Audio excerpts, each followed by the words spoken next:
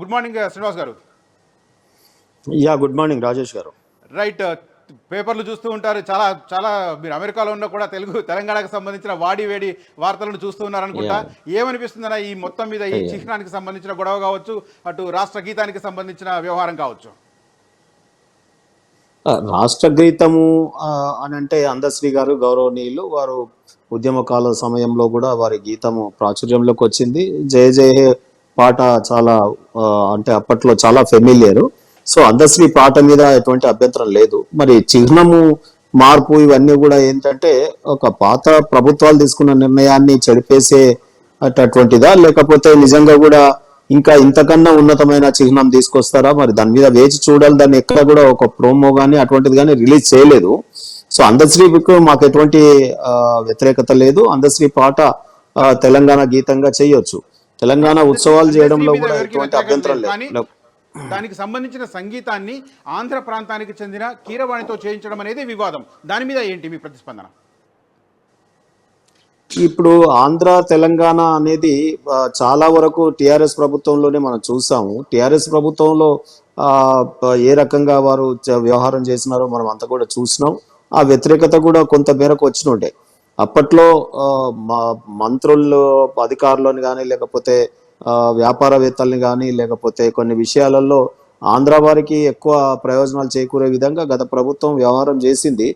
పాట విషయంలో సంగీతం అందియడంలో పెద్ద దాని మీద ఎటువంటి ఇది లేదు. దాని మీద తెలంగాణ వాళ్ళే కొట్టాలి అనేది సంగీతం చేయాలనేది కాదు కదా. అందశ్రీ గారు రాసిన గీతం కాబట్టి దానికి మ్యూజిక్ ఎవరు చేస్తారు అనేది వారు అందశ్రీ గారి ఇష్టం. వారు ఏ రకంగా నిర్ణయం తీసుకుంటారో తెలియదు కదా. సో మనం లెట్ ఇట్. మనము బయట పబ్లిక్ ఒపీనియన్ కనుక వాళ్ళు తీసుకుంటే బాగుండేది. కానీ ఓన్లీ గత ప్రభుత్వాలు తీసుకున్న నిర్ణయాలని మేము చెడిపేస్తాం, చిహ్నాలను చెడిపేస్తాం అనే కోణంలో కాకుండా నిజంగా అప్గ్రేడ్ చేసుకొని తెలంగాణ వాదాన్ని, తెలంగాణ యొక్క అంటే వారి యొక్క కల్చర్ని, తెలంగాణ జీవన విధానాన్ని, జీవన శైలిని, తెలంగాణ యొక్క గత చరిత్రని ఉట్టిపడే విధంగా ఇంకా ఉన్నతంగా తీర్చిదిద్దితే మనకు ఎవరికి అభ్యంతరం లేదు. కానీ దాన్ని మరి ఏ రకంగా చేస్తారో చూద్దాం. దాని ప్రోమో కూడా రిలీజ్ చేయలేదు, పబ్లిక్ ఒపీనియన్ పెట్టలేదు.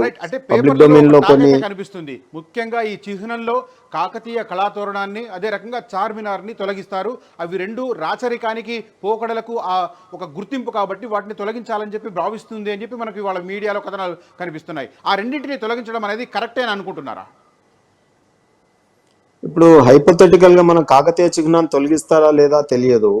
చార్మినార్ అనేది మరి ఎందుకు ఆ చిహ్నాన్ని దాన్నే వాడాలని ఏమున్నది? ఇంకా చాలా ఉన్నాయి కదా. సో గత ప్రభుత్వం ఆ చిహ్నాన్ని చార్మినార్ని వాడుకుంది గతంలో ఉన్నట్టుగా. మరి ఇప్పుడు వారు భాగ్యలక్ష్మిని వాడతారా, ఇంకోటి వాడతారా మనకు తెలియదు కదా. సో ఇప్పుడు గోల్కొండ ఉంది, గొల్లకొండ, అంతకుముందు సర్వాయి పాపన్న. మరి వీళ్ళు ఏ చిహ్నంతో వస్తారు అనేది నిజంగా కూడా వీరు ఏంటంటే పబ్లిక్ ఒపీనియన్ తీసుకోవాల్సినటువంటి అవసరం ఉండే. ఈ ప్రభుత్వం పబ్లిక్కి రిలీజ్ చేసి వారి యొక్క ఒపీనియన్ని రాబట్టుకొని మెజార్టీ ఒపీనియన్ని ఆమోదించుకుంటే బాగుండేది. కానీ దాన్ని హైడ్ చేసి గుప్తంగా ఉంచి ఇప్పుడు రేపు వాళ్ళకు పోటీగా మేమేదో చేయబోతున్నాం అనే దాంట్లోనే ఇప్పుడు అందరికీ అభ్యంతరాలు ఏర్పడుతున్నట్టుగా కనిపిస్తూ ఉంది. సో మరి కాకతీయులు అనేది మన తెలంగాణలో మనం చూసాం కదా. కాకతీయ తోరణం వరంగల్లో ఉన్నదాన్ని మనం డిస్ప్యూటెడ్ చేసుకునే కంటే ఇంకా దాన్ని చిహ్నాన్ని ఇంకా మెరుగైన విధంగా ఏ రకంగా చేస్తారో చూడాలి. నేను ఏమంటున్నా అంటే అది రాలేదు, దాని కనీసం బయటికి రిలీజ్ కూడా చేయట్లేదు కదా. ఆల్ పార్టీ ఒపీనియన్ కూడా తీసుకుంటే బాగుండేది. అసలైన తొలి వెలుగు. ఫాలో వాట్సాప్ @తొలి వెలుగు అఫీషియల్.